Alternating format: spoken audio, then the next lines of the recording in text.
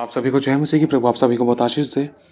आपने आज थंबनेल देख लिया होगा, फोटो पे क्या लिखा है कि अपने शरीरों को मत छिदवाना या टैटू मत बनवाना, या इसके अलावा जैसे कि बहुत से लोग अपने शरीर को छिदवाते हैं।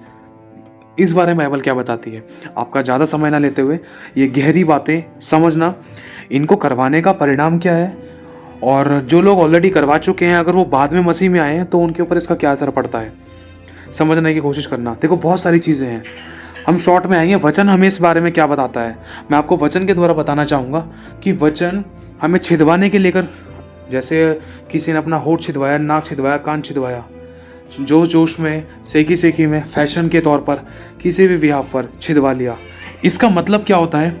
और ये सारे किसके काम है? देखो सारे शैतान के काम है। इसका मतलब क्या होता है? इसका मतलब होता है दास बन जाना, किसी का दास बन जाना। दास मतलब किसी के नीचे झुककर काम करना, किसी का मतलब बिल्कुल जैसे नौकर बन जाना।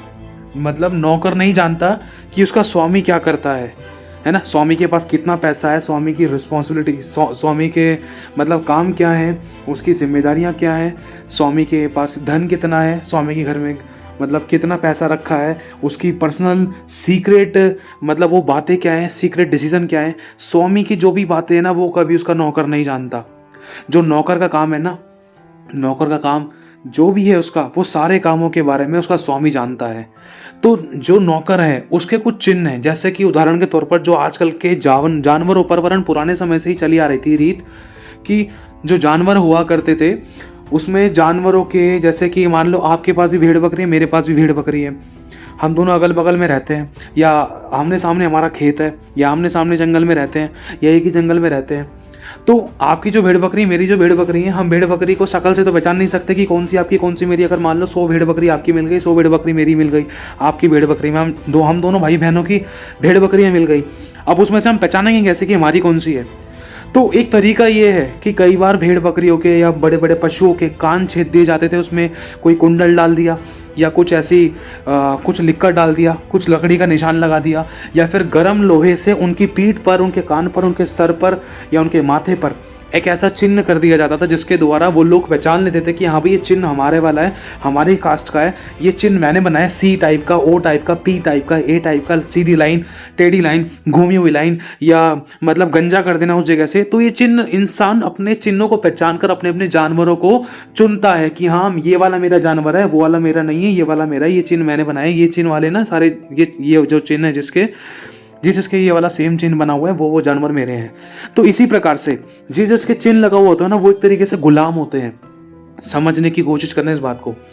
तो इसी प्रकार से पुराने नियम में क्या कहा जाता था, अगर हम बात करें तो यहोवा परमेश्वर ने भी एक ऐसे राजा के बारे में जो इजराइल यरूशलेम पर चढ़ाई करने पर था, जिसने खुदावन के मंदिर के बारे में, मंदिर के विरुद्ध में, इजरायली के विरुद्ध में बहुत खतरनाक योजनाएं गढ़ी थी, लेकिन वो कुछ नहीं कर सका। तो परमेश्वर ने उसके बारे में क्या भविष्यवाणी की? लिखा है कि मैं तेरी नाक में नकेल डालूंगा। नकेल किसको कहा जाता है? नकेल उसे कहा जाता है जो बड़े बड़े बैल और सांड, और इसी के साथ साथ जो बड़े बड़े घोड़े होते हैं, और जो बड़े बड़े ऐसे गाय, बड़ी बड़ी गाय होती हैं, हैवी और हेल्दी, जो मतलब बोझा ढोती हैं, ये उनके बारे में बात बताई जा रही है। ये सभी जानवरों के नाक में नहीं लगते हैं। देखो गाय भी कई प्रकार की होती हैं। एक वो गाय होती है जो घर में पालतू होती है, एक वो गाय होती है जो बहुत हट्टी कट्टी होती है और जिसकी नाक में नकेल डाला जाता है, जो बोझा ढोती है, जो बहुत बड़े बड़े कंटेनर्स को ढोती है। ध्यान से समझना, कुछ ऐसे सांड भी होते हैं और कुछ ऐसे मतलब बड़े बड़े गधे भी होते हैं, बहुत हेल्दी घोड़े भी होते हैं। तो उनकी नाक के अंदर जो छेद किया जाता है, लोहे को फंसाया जाता है या फिर रस्सी फंसाई जाती है, तो उसके अंदर जो मतलब उनकी नाक में जो छेद किया जाता है ना, उसके अंदर फंसा कर छेद करके उसके अंदर तो लोहे का एक बड़ा सा गोल सा एक चूड़ी टाइप का, बड़े से कड़े टाइप का एक लोहे का बक्कल डाला जाता है, उसे कहते हैं नकेल। और वो नाक में क्यों डाला जाता है? उसे नाक में डालने का सबसे बड़ा कारण है, आप देखो घोड़े के बारे में देखें तो हम, जब घोड़े के मुंह के जबड़े के पास से होते हुए एक नकेल होकर निकलता है जो उसकी नाक से होता है। अब यही सेम चीज़ जो बैलगाड़ी में जो बड़े बड़े सांड होते हैं, जो बड़ी बड़ी ये बैलगाड़ी को मतलब खच्चरों को जो मतलब लेके जाते हैं, बोझा ढोते हैं, बड़े बड़े बहुत भारी भारी, आपने देखा होगा कई बार तो बड़े बड़े धान के बड़े बड़े कट्टे लेकर आते हैं। तो ऐसा क्यों होता है? इन इन सबों की नाकों पर ये बड़े बड़े इतना ये लोहे के नकेल क्यों लगाए जाते हैं? नकेल लगाने का सबसे बड़ा कारण ये है कि उसके द्वारा वो जानवर उस सवार के, जो सवार है जो सवारी है, मतलब ऊपर जो बैठा है, जो उसको कंट्रोल कर रहा है, उसके कंट्रोल में वो नकेल उस दास को, कहने का मतलब उस पशु को पूरी तरीके से कब्जे में कर देता है। नकेल को जिस तरफ खींचा जाएगा उसी तरफ उसका मुंह जाएगा, उसी तरफ वो मोड़ा जाएगा, उसी तरफ वो मुड़ जाएगा, उसी तरफ उसकी दिशा जाएगी। तो नकेल एक ऐसा पॉइंट होता है, ये बिल्कुल उसी तरीके से जैसे एक स्कूटर है या स्कूटी है या साइकिल है, उसका जो हैंडल है ना, बस हैंडल को हमने मोड़ दिया तो उसका टायर भी उसी तरफ मुड़ गया है। तो यही सेम यही चीज़ है, मतलब वो हैंडल है ना हमारे कब्जे में है, वो टायर जहाँ हम चाहेंगे, जहाँ हम सोचेंगे, जहाँ हम विचार करेंगे वहाँ पर वो मुड़ेगा। तो इसी प्रकार से ना टायर है ना दास बन चुका है, हैंडल है ना वो कान है, मतलब जो सुनेगा, जो बोला जाएगा उसके अकॉर्डिंग वो करेगा। समझने की कोशिश करना। तो इसी प्रकार से ये एक दास को लेकर भी बात है, ये प्रकाशन है, इसको समझना। अब देखो, अगर मैं आपके सामने वचन पढ़ूँ तो वचन इस बात को, देखो आप कोई माने या ना माने, लेकिन जो सत्य मैं आपके सामने वो बताना चाहता हूँ। लिखा है, अगर हम पढ़ें व्यवस्था विवरण 15वां अध्याय 17वीं आयत में लिखा है, तू सुतारी लेकर उसका कान किवाड़ पर लगाकर छेदना, तब वह सदा तेरा दास बना रहेगा। मतलब अगर किसी को दास बनाते थे पुराने समय में तो ये एक तरीका था कि लोहे की एक सुतारी होती थी, एक लोहे का अस्त्र होता था, लोहे की एक वस्तु, एक हथियार होता था छोटा सा। तो उसके द्वारा जिस किसी को भी दास बनाना होता था, जो कोई भी हमारे अंडर में रहकर काम करना चाहता था, तो उसके ऊपर एक छाप लगाई जाती थी।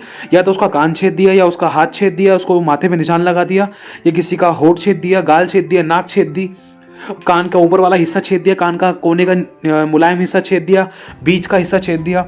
तो इस प्रकार से लिखा है, क्योंकि तू सुतारी लेकर उसका कान किवाड़ पर लगाकर छेदना, मतलब एक लकड़ी के सहारे पर लगाकर झट से, चाहे हल्का फल्का खून निकले, झट से हल्का सा उसके अंदर सुराख कर देना, तब वह, बिना छेद के नहीं, तब वह सदा तेरा दास बना रहेगा। और अपनी दासी से भी ऐसा ही करना। कहने का मतलब यहाँ पर प्रभु ने साफ बता दिया कि अगर तू उसको जब तक छेदेगा नहीं, जब तक वो तेरा दास नहीं बनेगा। और ये सारा छिदवाने का काम किसका? शैतान का।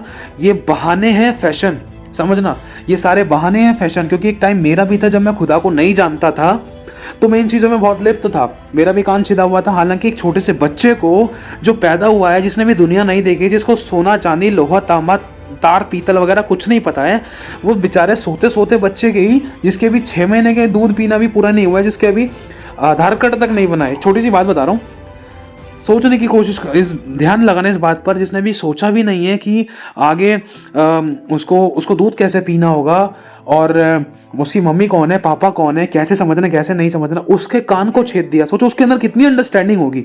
उस छोटे से बच्चे तक के कान को छेद दिया, सोने का तार डाल दिया, कभी चांदी का तार डाल दिया। बड़े खुश होते और माँ बाप भी उनके कानों को छिदवा कर, लेकिन उनको नहीं पता है वो उसको गुलाम बना रहे हैं। ये सच्चाई है। इस बात को समझकर देखना कि, क्योंकि मैंने अपनी ज़िंदगी में अपनाया है, इस बात को अनुभव के साथ बता रहा हूँ। क्योंकि आप देख लो कि जो बहुत अपनी बॉडी को ज़्यादा छिदवा रखा है ना, उन लोगों की ज़िंदगी को देखना, दो चीज़ सबसे ज़्यादा दिखाई देंगी, या तो दासपन दिखाई देगा, या तो पाप से लिप्त जिंदगी दिखाई देगी। दास किस प्रकार का? इंसान उठकर जी नहीं सकता, शांति से खा नहीं सकता, शांति से पैर नहीं सकता, शांति से ओढ़ नहीं सकता, शांति से कमा नहीं सकता, खा नहीं सकता, धक्के खा कर काम करता है, अपनी कमाई पूरी तरीके से नहीं मिल सकती, सर उठा के जी नहीं सकता, घुट घुट के जीना पड़ता है, सुनकर जीना पड़ता है, दुख उठा कर कलेशों में दब दब के रहना पड़ता है, दूसरों की सुनना पड़ता है, और बोझ के साथ काम करना पड़ता है। अपनी भी सैलरी, अपनी भी अर्निंग, अपना भी धन दूसरों के आगे ऐसे नौकर की तरह मांगना पड़ता है, दे दो बाबूजी दे दो। ये एक दास का काम होता है, जो हमेशा दास बना रहता है। ध्यान से समझना इस बात को। ये तरीका है शैतान का, जो वो मनुष्यों के हाथ पैर कान मुंह को छेद कर एक फैशन का बहाना दे दिया, जिसके बारे में परमेश्वर साफ हमें मना करता है कि तू अपने शरीरों को ना छिदवाना, ना ही चिरवाना। देखो, अगर हम पुराने नियम में पढ़ें, मूसा नबी के द्वारा भी परमेश्वर की आत्मा ने ये बात सिखाई है कि तुम अपने शरीरों को मुर्दों के कारण ना चिरवाना मतलब ना तो उनमें कोई छिदवाना, ना तो उनके ऊपर कोई टैटू बनवाना, मुर्दों के कारण उनके ऊपर कोई छाप भी ना लगवाना। छाप, आज इंसान टैटू बनवा रहा है बहुत खुशी से, किसी ने एल्यूमिनाटी का बना लिया, किसी ने मॉम डैड लिखवा लिया, किसी ने सोमो सो बातें पता नहीं क्या क्या लिखवा रखा है। एक तरीका बताया जा रहा है, चाहे आप मानो या ना मानो। देखो जो पूरा पहले से ही लिखवा चुके थे वो बाद में जो विश्वास में आए हैं उनको कोई प्रॉब्लम नहीं है, उनकी कोई दिक्कत नहीं है। जिनका टैटू पहले से बना हुआ है या जिन्होंने विश्वास में आने से, प्रभु को जानने से पहले ही टैटू बनवा लिया है, लेकिन अब उनको टैटू बनवाकर इस बात का दुख हो रहा है कि मैंने टैटू क्यों बनवा ली, ये तो सब गलत है, तो इसमें कोई प्रॉब्लम नहीं है। उस समय आप जानते नहीं थे, ये आपकी अनजाने की गलती है, तो परमेश्वर हज़ारों बार माफ़ करेगा। लेकिन अब हमें खुदा को जानने के बाद अगर अपने ऐशो आराम पूरे करने के लिए, शो ऑफ करने के लिए, घमंड दिखाने के लिए, अपने आप को ज़्यादा खूबसूरत या बेस्ट और बढ़िया दिखाने के लिए अगर हम ये चीज़ कर रहे हैं तो ये शैतान को मौका देने वाली बात है। लिखा है शरीर पर मन लगाना तो मृत्यु है। समझने की कोशिश करना, संसार से प्रेम करना तो परमेश्वर को अपना बैरी बनाना है। इंसान दो नाव में पैर रखता है ना, तो ध्यान रखना वो 100% डूबेगा, चाहे हल्का थोड़ा सा आगे जाए वो, लेकिन डूबेगा। उसको लगता है कि मैं तो आगे जा रहा हूँ, ये चल गया भाई, मैं तो सही चल रहा हूँ, अब तो मैं डूबा नहीं, लेकिन आगे जाके डूबना ही है उसको। और इसी के साथ साथ लिखा है संसार का सदृश ना बनो, तुम्हारे मन के नया हो जाने से तुम्हारा चाल चलन भी बदलता जाए। तो टैटू के बारे में देखो प्रभु का वचन भी मना करता है, हमें अपने शरीर पर चित्रकारी नहीं करनी है, किसी मुर्दों के कारण नहीं छिदवाना है और नहीं चिरवाना है, ना ही छाप लगवानी है। मुर्दों के कारण मतलब जो चीज है ही नहीं, जिनमें जान नहीं है, जिनमें सांसें नहीं है, उन चीजों की आकृतियों को अपने देह पर बना रहे हैं। समझने की कोशिश करना, ये बहुत गहरी बातें हैं। अपने शरीर को ना चिरवाना, ना छिदवाना और ना ही उसके ऊपर कोई आकृति, कोई छाप लगवाना। अब देखो अगर छाप भी लगवाने तो भी चिरवाने वाली बात है, वो मशीन ऐसी होती है जो छेद देती है और चिरवाती है ना। और एक बात बताना चाहता हूँ, ये बहुत ज़रूरी है हम सभी को जानना। वो आपके सामने पहले वचन के द्वारा बता दिया जाए तो बढ़िया रहेगा, ताकि आप लोगों को शक ना हो। ये ना सोचो कि मैं अपने दिमाग से, अपने मुंह से, मतलब अपनी खुद की बातों के बनाकर कह रहा हूँ। लिखा है लय व्यवस्था का 19 अध्याय और उसकी 27वीं आयत में लिखा है 28वीं आयत में, मुर्दों के कारण अपने शरीर को बिल्कुल ना चीरना और ना उसमें छाप लगाना, मैं यहोवा हूँ। मतलब प्रभु यहाँ पर साफ मना कर रहा है, उसमें कोई छाप नहीं लगवानी। आज हम छाप लगा लगा के घूम रहे हैं, किसी प्रकार का कोई भी टैटू बनवा लिया, अपने शरीर में गुदवा लिया, छेद करवा लिए, छिदवा लिया, या रंग बिरंगे टैटू बनवा लिया, हमें लग रहा है बहुत बढ़िया है, लेकिन ये कहीं ना कहीं ये शैतान के काम है, ये गुलामी का चिन्ह है। और इसके साथ साथ मतलब हमने शैतान को पूरी तरीके से मौका दे दिया, अपनी देह पर पूरी तरीके से मौका दे दिया, क्योंकि देखो कब्जे में हो गए ना, तो कब्जे में होने वाली बात है। बस हमें एक चित्र दिखाई दिया जो बोल नहीं सकता, जो सुन नहीं सकता, जो समझ नहीं सकता, जो सिर्फ एक वस्तु से बना हुआ है, जो एक स्याही से बना हुआ है। सोचो एक सांस लेने वाला व्यक्ति उस वस्तु के कब्जे में हो गया, और सोचो उस वस्तु को इतना प्यार करने लगा कि उसको अपनी देह पर लगा लिया। समझने की कोशिश करना है इस बात को। इंसान उस वस्तु के कब्जे में हो गया, इसलिए तो प्रभु कह रहा है धोखा ना खाओ। एक ऐसी वस्तु है जो उजाड़ करा देती है। समझने की कोशिश करना। इसलिए मेरे भाई और बहनों सावधानी बरतनी है, ये वो समय है। देखो एक क्वेश्चन इस समय आपके मन में आ रहा होगा कि जिन लोगों ने पहले से ही छिदवा लिया है, अपने कान नाक मुंह छेद छाद के करके रख लिए हैं, और वो प्रभु को नहीं जानते थे, उस समय वो करवा चुके थे, अपने कान छिदवा लिया, आँख छिदवा ली, जीभ छिदवा ली।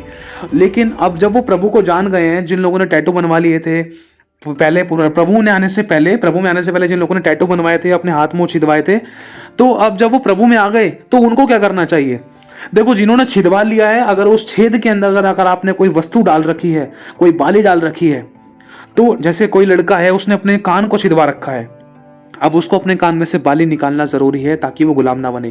क्योंकि ये चीज़ मैंने अपनी ज़िंदगी में अपनाया। जैसे ही मैंने अपनी सोने की बाली उतारी, हमारे अगुओं की बात को मानकर, वचन के अकॉर्डिंग सुनकर, वचन से जानकर, इस चीज़ का जब मैंने अपनी ज़िंदगी में अनुभव लिया, तो आज तक मेरे परमेश्वर ने मुझे पीछे मुड़कर देखने नहीं दिया। नहीं तो मैं गुलामों वाली ज़िंदगी जी रहा था। वो दिन में मुझे याद था, रोता था मैं सच्चाई बता रहा हूँ मेरे भाई और बहनों। कोई पूछने वाला नहीं था, कोई समझने वाला नहीं था। बच्चा बुद्धि और बेवकूफ़ और मूर्ख समझते थे, नादान समझते थे, पता नहीं किस किस शब्द से बुलाया जाता था। लेकिन आज परमेश्वर का इतना बड़ा अनुग्रह है, आज लोगों को एडवाइस चाहिए। मैं अपनी बड़ाई नहीं कर रहा, बड़ाई सिर्फ मेरे खुदा बाप की हो, बस उसके कहे अनुसार हमें करना है। सब कुछ करने वाला परमेश्वर, उसका हाथ, उसका अभिषेक नहीं तो हम कुछ भी नहीं है। ये सच्चाई है। देखो आप मानो या ना मानो, अगर देखो इंसान अपनी अभिलाषाओं के लिए तो उसको नकार भी सकता है, और अपने भलाई के लिए इसको एक्सेप्ट भी कर सकता है। ये करना या ना करना आपके हाथ में है। अगर आप इसको करोगे तो एक तरीके से ये आपके लिए क्रूस उठाना भी हो सकता है कि हाँ, ये आप करना तो नहीं चाहते लेकिन फिर भी करना पड़ रहा है। क्यों? क्योंकि ये चीज़ हमारे प्रभु को पसंद नहीं है। क्यों? क्योंकि इन अभिलाषाओं को, ये क्या कहते हैं, जैसे लड़के ने कान में बड़े बड़े बालियां छेद लिए, आईब्रो छिदवा ली, ये सब चीज़ें शैतान। ये लिखा है तुम्हारा शरीर परमेश्वर का आत्मा का मंदिर है, जो इसे नाश करेगा, जो उसको बर्बाद करेगा, मैं उसको बर्बाद कर दूंगा।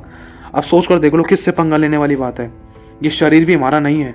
आज हम क्या सोच रहे हैं, आज हम सोच रहे हैं कि मौज मस्ती कर लें, इंजॉयमेंट कर लें। देखो, जो लोग नहीं जानते वचन के बारे में उनकी बात अलग है, लेकिन जो लोग जानते हैं वो तो ऐसी गलतियां ना करें।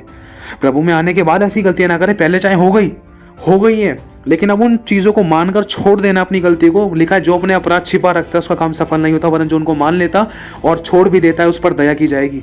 ये जो 2 वचन आपको बताएंगे बाइबल के नीचे डिस्क्रिप्शन में आपको मिल जाएंगे। तो प्लीज़, जिस किसी ने टैटू बनवाए तो प्लीज़ सावधानी बरतें। अगर आपको लगता है कि टैटू को आप हटवा सकते हो तो आपकी मर्जी, कोई प्रॉब्लम नहीं है, लेकिन प्रभु में आने के बाद ये सब चीज़ें आप मत करना। बात सारी ये है, वचन हमें ये चीज़ सिखाता है कि हमें अपने शरीर को मतलब केयर करनी है। इसको बिगाड़ना नहीं है, इसको बर्बाद नहीं करना है, इसको बेकार नहीं करना है, इसको फूकना नहीं है, इसको खराब नहीं करना है। इसको किसी प्रकार की ऐसी बातों में जो इसको बर्बाद करती हैं, इसको खराब करती हैं, चाहे वो गलत नशा पत्ता है, चाहे वो छेड़छाड़ी है, या फिर कोई गलत व्यभिचार के काम है। ध्यान से समझना इस बात को, ये छोटी बात नहीं है। थोड़ा सा खमीर इंसान का पूरा गूंदा हुआ आटा खराब कर देता है। देखो, मैं एक बात आपको बोलना चाहूंगा। अब 2 भाई हैं, दोनों भाइयों ने अपने नाक छिदवा रखी थी, अपनी आईब्रो छिदवा रखी थी। अब दोनों भाई मेरे पास आए, बोले कि ब्रदर, मैं यीशु मसीह मेरा अगर ये काम कर देगा तो मैं प्रभु पर विश्वास करने लग जाऊंगा। ठीक है। और एक भाई ने बोला, प्रभु यीशु मसीह सच में परमेश्वर है, मैंने बहुत कुछ सुना, चलो मैं भी चल के देखता हूँ। तो वो आए दोनों भाई। अब वो चर्च में आने के बाद उन दोनों ने विश्वास किया, प्रभु ने उन दोनों की ज़िंदगी में काम करना शुरू किया। हालांकि समय लगा, कुछ लंबा टाइम लगा, लेकिन वो लोग आते रहे। आने वाले कुछ टाइम बाद, कुछ महीनों बाद उनको बोल देगा, तुम अपनी नाक और कान में से और तुम अपने आईब्रो में से ना इस तार को, इस बाली को, इस रॉकेट वाले जैसे ये इस हीरे को निकाल देना। ये चीज़ प्रभु को पसंद नहीं है। दोनों भाइयों को बोला था, उसमें से एक भाई ने बोला, नहीं मैं नहीं निकाल सकता भाई, मेरे को अच्छा लगता है। लेकिन दूसरे भाई ने बोला कि हाँ मैं निकाल सकता हूँ, लेकिन इसको पहनने से क्या दिक्कत है। तो प्रभु के दास ने वो नॉर्मल बातें बताई जो वचन के अकॉर्डिंग थी। देखो, वचन में क्या बताता है, अपने शरीर को मत चिरवाना। जो आपने छिदवा के अंदर लगाया है, और जो आपने ये जो टैटू बनवा रखे, ये सब चीज़ नहीं करनी चाहिए। अब आप प्रभु में आ चुके हो तो अब ये चीज़ें मत करना। अगर आप कर भी रहे हो तो उसको हटा दो अपनी ज़िंदगी में से। ये छेड़छाड़ जो कर रखे हैं इसको ऐसे छोड़ दो, और इसमें कोई बाली बुली मत डालो, तार वार मत डालो, कुछ मत डालो उसके अंदर। बिल्कुल नॉर्मल और सीधे एक इंसान बनो, और आपके अंदर प्रभु यीशु मसीह के गुण दिखाई दे। उनको नॉर्मल कई सारी बातों को लेकर उदाहरण के द्वारा, गवाही के द्वारा बताया गया, एज एन एग्जाम्पल। ठीक है। तो हुआ क्या, तो उसमें से एक लड़के ने, उसमें से छोटे वाले भाई ने बोला कि अगर मैं नहीं करूंगा तो मेरे को क्या मिल जाएगा इसके अंदर, अगर मैं और दूसरा ने बोला अगर मैं करूंगा तो उसमें मेरा क्या बेनिफिट होगा। तो उसमें से प्रभु के दास ने एक बात कहता है कि देखो, अगर नहीं करोगे वो आपकी करनी आपके साथ है, लेकिन अगर आप करोगे ना तो आप इसमें उन्नति पाओगे, ब्लेस होगे, प्रभु आपके और नजदीक आएगा। क्यों? क्योंकि आप खुदा के कहे अनुसार कर रहे हो। क्योंकि देखो, अगर आप करोगे तो उसमें आपकी आशीष, आपकी ब्लेसिंग्स और आपका उठना, प्रभु के साथ एक अच्छा रिश्ता बनना जरूर 100% बनेगा। क्यों? क्योंकि परमेश्वर की आज्ञा है जो मैं आपको दे रहा हूं, समझने की कोशिश करना। क्योंकि लिखा है, परमेश्वर के दास दुगने आदर के योग्य हैं। क्योंकि वचन भी यही बता रहा है, क्योंकि वो आज्ञा जो परमेश्वर ने मुझे दी है वचन के द्वारा, वो मैं आपको दे रहा हूँ। अगर आप इस आज्ञा का पालन करोगे तो आप ब्लेसेड रहोगे, अनंत जीवन आपका है लाइफ में। अगर आप जब भी प्रभु को पुकारोगे तो प्रभु आपको उत्तर देगा। क्यों? क्योंकि आप किसी के दास नहीं रहोगे, पहली बात। दूसरा, आपने आज्ञा पालन के अनुसार अपने गुणों को प्रकट किया कि हाँ प्रभु, मैं सच में तेरा बेटा हूँ, तेरा विश्वासी हूँ, तेरा बच्चा हूँ। तो जब आप परमेश्वर के साथ ईमानदार हो तो प्रभु आपके साथ ईमानदार क्यों नहीं रहेगा? क्योंकि लिखा है, यदि तुम मुझे ढूंढोगे तो मैं तुम्हें मिला करूंगा, यदि तुम मुझे खोजोगे तो मैं तुम्हारे पास आऊंगा, अगर तुम मेरे निकट आओगे तो मैं भी तुम्हारे निकट आऊंगा, यदि तुम मुझे छोड़ दोगे, त्याग दोगे तो मैं भी तुम्हें त्याग दूंगा। लेकिन मेरे बच्चे, अगर तू उसकी आज्ञा का पालन करेगा तो वो तुझे ब्लेस क्यों नहीं करेगा? तू संकट के समय पुकारेगा तो वो तुझे उत्तर क्यों नहीं देगा? लेकिन जो इस आज्ञा का पालन नहीं करेगा, अगर आज्ञा का पालन नहीं करेगा, तो बस मैं एक बात कहना चाहता हूं दूसरे वाले से। ये एक बात बोली इस प्रभु, मतलब प्रभु का दास एक बात बोलता है कि मैं दूसरे वाले को, दूसरे वाले बच्चे मेरे को एक बात बता तू, कि अगर तू इन चीजों को उतारना नहीं चाहता है, ये अपने नाक कान छिदवा रखे, जो तूने तार तो डाल रखे हैं, जो टैटू वैटू बनवा रखे, चलो टैटू को तो कोई दिक्कत नहीं, वो तो बन गया था। लेकिन इन तार वार जो तूने कान में डाल रखे, बाली वाली पहन रखी है, इतने बड़े बड़े जो लॉकेट तूने फंसा रखे अपने शरीर में, ये इतने सारी चीजें तूने पहन रखी है, लोहे को तूने अपने शरीर के अंदर चिरवा रखा है, लोहा चांदी पीतल तांबा सोना, ये सब चीज क्या कर रखा है। अगर तू उनको पहन भी लेगा तो इनसे तेरे को अब तक क्या मिला है? और अगर तू पहन भी लेगा, खुदा से तो दूर होगा ही, आशीषों से भी दूर होगा, लेकिन ये चीज तुझे कुछ नहीं देगी। ये सब चीज धरी की धरी रह जाएगी, और तू अपनी ब्लेसेड लाइफ भी खो देगा, श्राप में पड़ जाएगा, और दास बनकर जिएगा, खुलकर नहीं जी पाएगा। ये ऐशो आराम जो तुझे लग रहा है अभी पल भर का, ये गुलाम बना के रख देंगे। और दूसरा, तुझे इसमें 1% भी खुशी नहीं मिल सकती। तुझे भले ही शो ऑफ मिल जाएगा, लड़की चार बातें बोल सकती है, 4 लोग बड़ाई कर सकते हैं, अरे वाह कितना क्यूट लग रहा है, सुंदर लग रहा है, 4 लोग बुराई भी कर सकते हैं, लेकिन इससे तुझे बेनिफिट क्या है? एक बार सोच कर देखियो, अब तक तूने कर रखा है तो उससे क्या मिला? बस तेरे मन में यही रहता है कि मेरे को अच्छा लग रहा हूँ, मैं अच्छा लगता हूँ, ये लगता हूँ, वो लगता हूँ, 4 फोटो खींच ली, फोटो खींचकर अपलोड कर दी, 4 लोगों को दिखा दी। इसमें शो ऑफ का काम, आत्मा काम कर रहा है। शो ऑफ के चक्कर में घमंड आता है कि मैं खूबसूरत हूँ, मैं बेस्ट लग रहा हूँ, मैं टेस्ट लग रहा हूँ, मैं अच्छा लग रहा हूँ, समझने की कोशिश करना, मैं ऐसा लग रहा हूँ। और इसके चक्कर में ना व्यभिचार का आत्मा काम करता है, जिसके कारण पाप में खुद भी खिंचता है और खुद दूसरों के ठोकर का कारण बनता है। तो इसमें मेरे बच्चे कहीं पर तुझे आशीष नहीं मिल सकती है। क्यों? क्योंकि तूने आज्ञा का उल्लंघन कर रहा है और तू मेरी बात को एक्सेप्ट नहीं कर रहा है कि मैं तुझे एक पवित्र जीवन जीने के लिए कह रहा हूं, वरन उसके अनुसार काम भी करना है, क्योंकि कर्म बिना विश्वास मरा हुआ है। अब ये तेरे हाथ में है कि क्या तू इन बातों को मानना चाहेगा, नहीं मानना चाहेगा। तो पहले नंबर का जो भाई था उसने मानना शुरू कर दिया, क्योंकि उसने देख लिया कि अगर मैं इन चीज़ों को करूँगा अभी, अगर ये सब चीज़ें मैं पहनूंगा अभी अपने शरीर के अंदर छिदवा के, प्रभु को जानने के बाद भी तो मुझे इससे कुछ नहीं मिलने का, वरन ये सब बहाने हैं, ये मुझे नरक ले जाने के लिए, वरन ये तो सब एक ड्रामे हैं। अब मतलब मैं तो प्रभु में आने के बाद भी अगर अपनी इच्छा के अनुसार चल रहा हूँ, अपनी अभिलाषा को पूरा कर रहा हूँ, तो फिर मैं प्रभु को जानता ही नहीं अच्छे से। मैंने जाना ही नहीं है, मैं तो सिर्फ नाम के लिए प्रभु को जानता हूँ, नाम के लिए मैंने लोकेट पहनने का, नाम के लिए मैं यीशु का नाम लेता हूँ, वरन मेरे काम पाप से भरे हुए हैं। अपनी इच्छा को पूरा करता हूँ, कहता तो मैं हूँ कि प्रभु तेरी इच्छा पूरी, लेकिन करता तो मैं अपनी इच्छा हूँ। तो समझने की कोशिश करना। पहले वाले बच्चे ने ये सोचकर बोल दिया कि हाँ मैं इनको उतारने के लिए तैयार हूँ, तो पहले वाले बच्चे की जिंदगी में परमेश्वर ने बहुत बहुत तरीके से काम किया और वो ऊंचा उठ गया। लेकिन जो दूसरा वाला भाई था वो अपनी मैं में लगा रहा, भले ही वो संडे चर्च आता था, लेकिन उसकी लाइफ में चेंजेस नहीं था। वो तकियों में मुंह डाल कर रोता था, उसकी लाइफ में कुछ बदलाव नहीं था, सब कुछ लॉस होते जा रहा था, आंखों में काले गड्ढे पड़ गए, लेकिन फिर भी नहीं माना। जब हालत बिल्कुल ज़्यादा बुरी हो गई ना, तो उसको दोबारा से उसके भाई ने बताया, मेरे भाई देख, आज तो अपने आप को देख ले और मेरे को देख ले, तेरी आंखों में किस कारण आंसू है और मेरी आंखों में किस कारण आंसू हैं। मेरी आंखों में इस कारण आंसू है कि मैं बहुत खुश हूँ, आनंदित हूँ, और इस कारण मेरी आंखों में इसलिए आंसू है कि मेरा भाई उस परमेश्वर के सच्चे आनंद में सहभागी क्यों नहीं हो रहा जो परमेश्वर की ओर से है। उस शैतान की उस दुखद भरे आनंद में सहभागी क्यों हो रहा है जो सिर्फ पल भर का है, जो उसको बाद में दुख देता है। आज तेरी आंखों में आंसू इसलिए कि तेरे पास आज ब्लेसेड और अच्छी लाइफ नहीं है। क्यों? क्योंकि तूने आज यीशु को नहीं, वरन इन संसारिक अभिलाषाओं को चुना जो तेरे शरीर से जुड़ी हुई हैं। आज तू इसलिए दुख में है, आज तू इसलिए दुख में है कि तुझे कोई पूछने वाला नहीं है, समझने वाला नहीं, तू दबा रहता है, तू दुख में रहता है, तू कलेशों में रहता है, तू तकलीफों में रहता है। क्यों? क्योंकि तू मेरे भाई, ये गुलामी का चिन्ह है। और जब तक तू इन चीजों को अपनी जिंदगी में से दूर नहीं करेगा, नाक से नहीं निकालेगा, कान से नहीं निकालेगा, इन तारों को, इन छिदवाए हुए इन बालियों को, तब तक तू खुलकर नहीं रह सकता, नहीं जी सकता। तो मेरे भाई मेरी बहन, समझने की कोशिश करना। जैसे ही वो भाई पश्चाताप करता है, माफी मांगता है, तो वो आगे बढ़ता है और मेल मिलाप करता है। प्रभु उनकी जिंदगी में काम करना अद्भुत तरीके से शुरू करता है। पहले भाई के द्वारा दूसरा भाई बचा लिया गया और उनका जीवन इतना पवित्रता, सच्चाई, खराई में। देखो, हमने ऐसी कई सारी फोटोज देखी हैं कि जो लोग बहुत पता नहीं कान नाक मुंह जीभ तक छिदवा रखी थी, मतलब बहुत कुछ। पुराने टाइम लाइफ क्या था, जब उन्होंने यीशु को जाना तो उसके बाद कितनी अच्छी लाइफ होगी उनकी, कितनी ब्लेसेड जिंदगी हो गई, आप लोग भी जानते होंगे। तो मेरे भाई और बहनों, ये वचन हमें सिखाता है कि हमें अपने शरीरों को नहीं छिदवाना है खुदा को जानने के बाद। दूसरा, ना ही किसी को छेदना है। तीसरा, अगर छेदा हुआ पहले से था तो उसमें कुछ डालना नहीं है, उसको ऐसे ही छोड़ दो, कोई दिक्कत वाली बात नहीं है। अगर आपने खुदा को जानने से पहले अगर आप ये सब चीज़ कर चुके हो, तो अपने और छेदों में, जैसे अपने कान का छेद है, तो उसके अंदर कोई वाली नहीं डालनी है। तो मेरे भाई, प्लीज़, मेरे भाई और बहनों, इन बातों का खासकर ध्यान रखना। अगर आपको समझाना चाहते हो तो सामने वाले को ज़रूर बताना, क्योंकि थोड़े से शौक के चक्कर में इंसान गुलाम बना रह जाता है।